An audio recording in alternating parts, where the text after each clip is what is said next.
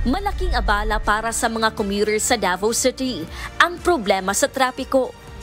Upang matugunan ang suliraning ito, isang modernong solusyon ang inihahanda ng Davao City LGU.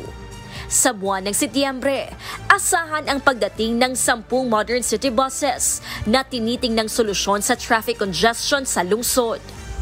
Bibiyahe ito sa 3 distrito ng lungsod bago magtapos ang 2025.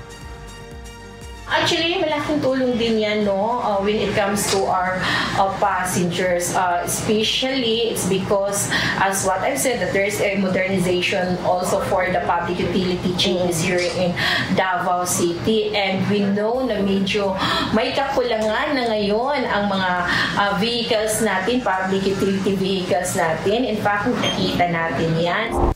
Ang hakbang na ito ay bahagi ng Transport Modernization Project ng lungsod.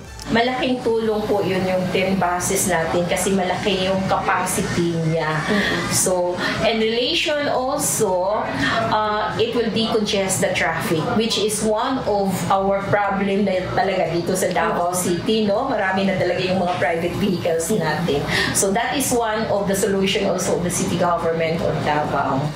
Ang nasabing modern buses ay may seating at standing capacity para sa halos 100 pasahero.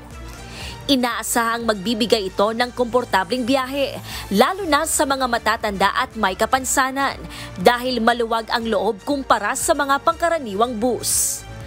Gladys Tuwabi, humahataw sa balita ngayon.